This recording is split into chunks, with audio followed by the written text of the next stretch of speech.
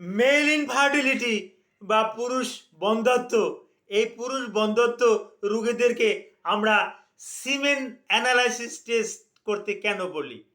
কেন বলি আপনার বীর্যটা একটু পরীক্ষা করে নিয়ে আসুন। এই কেন বীর্য পরীক্ষা করতে বলি, এই ব্যাপারে কিছু গুরুত্বপূর্ণ কথা বলবো। আলোচনাটা শুনলে এই বীর্য পরীক্ষা সম্পর্কে আপনি একটা ধারণা নিতে পারবেন। আসসালামু আলাইকুম রহমতুল্লাহি ওবারাকাতুহু। আমি ডাক্তার মীর শহীদুল ইসলাম। আমার চেম্বার শুভেচ্ছা 255 ঐতিহ্যবাহী শেখ গার্সিলের। যে গুগলে গিয়ে ডাক্তার মীর শহীদুল ইসলাম কথাটি লিখে সার্চ দিলে আপনি আমার সম্পর্কে বিস্তারিত তথ্য পেয়ে যাবেন। যে দর্শক শ্রোতা, আলোচনা করব সিমেন অ্যানালাইসিস টেস্ট, অর্থাৎ যে সমস্ত পুরুষরা বাচ্চা দিতে অক্ষম, অর্থাৎ তাদেরকে আমরা মেল ইনফার্টিলিটির আওতায় নিয়ে আসি। এই মেল ইনফার্টিলিটি রোগীদেরকে কেন আমরা সিমেন অ্যানালাইসিস টেস্ট বা বীর্য পরীক্ষা করতে দিয়ে থাকি, এই ব্যাপারে কিছু আলোচনা শুনুন। ইনফার্টিলিটি যে রকমের, অর্থাৎ বন্ধ্যত্ব যে রকমের মহিলাদের হয়ে থাকে, অনুরূপ বন্ধ্যত্বটা পুরুষেরও হয়ে থাকে।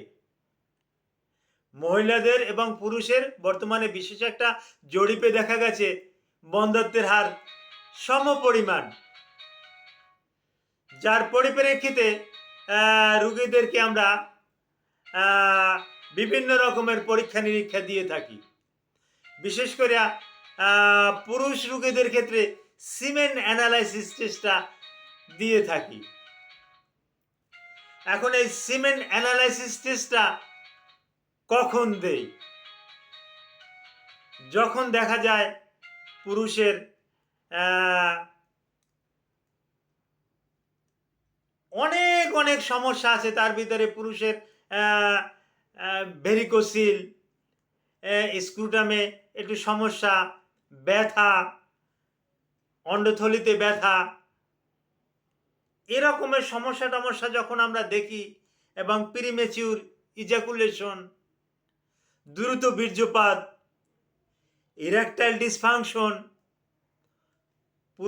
পুরুষাঙ্গ উত্থান না হওয়া, এরকমের সমস্যা দেখলে আমরা রোগীদেরকে বলি যে আপনি সিমেন অ্যানালাইসিস টেস্টটা একটু করে নিয়ে আসেন। তো সিমেন অ্যানালাইসিস টেস্টটার আমরা কি দেখি? সিমেন অ্যানালাইসিস টেস্টটার প্রথমে দেখি কোয়ালিটি, মানে কতটুকু পরিমাণ আমরা কালেক্ট করতে পারলাম, এটা দেখি। তো প্রথমতই 1 ml সিমেনের ভিতরে, 1 ml বীর্যের ভিতরে কত আছে, স্পাম কত আছে, এটা দেখে নেই। তো স্পাম যদি 15 মিলিয়নের কম থাকে, তাহলে বলি যে এটা বাড়াতে হবে, নতুবা আপনি সন্তান দানে অক্ষম। তো 15 মিলিয়নের উপরে নিতে হবে। এটা 15 মিলিয়ন থেকে এটা ইনক্রিজ করে 200 মিলিয়ন পর্যন্ত এটা আমরা রোগীদের ক্ষেত্রে ম্যান টু ম্যান ভেরি করে 200 মিলিয়ন পর্যন্ত পেয়ে থাকি।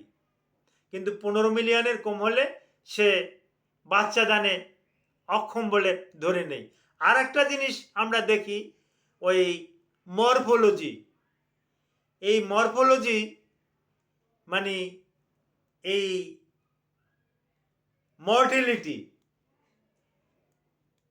মরফোলজি, এই যে কথা দুটো শুনলেন, এই মরফোলজি, ওই বীর্য কি পরিমাণে সাঁতার কাটতে পারে, কি পরিমাণে দৌড়াতে পারে, কত দ্রুত এ জরায়ুতে পৌঁছতে পারে, এই জিনিসটি আমরা দেখি। আর একটা দেখি মর্টিলিটি, অর্থাৎ ওর আয়ুষ্কাল কতক্ষণ বেঁচে থাকতে পারে, ও দুর্বল কিনা, এই জিনিসগুলো আমরা দেখে থাকি। আর একটা গুরুত্বপূর্ণ বিষয় দেখে থাকি, এই সিমেন বা বীর্যের ভিতরে 5 সেল আছে কিনা, এবং থাকলে এটা কত বেশি। এটা যদি 10-এর উপরে থাকে, 10 হাই পাওয়ার ফ্লুইড এর বেশি যদি থাকে, সেক্ষেত্রেও ওই শুক্রাণুগুলা অতি তাড়াতাড়ি মারা যায়, যার পরিপ্রেক্ষিতেও ইনফার্টিলিটি, মেল ইনফার্টিলিটি হতে পারে। এই সিমেন অ্যানালাইসিসের ব্যাপারে আপনার যদি আরও কোনো প্রশ্ন থাকে আমাকে ভিডিওর কমেন্ট বক্সে প্রশ্ন করুন, আমি জানিয়ে দেব।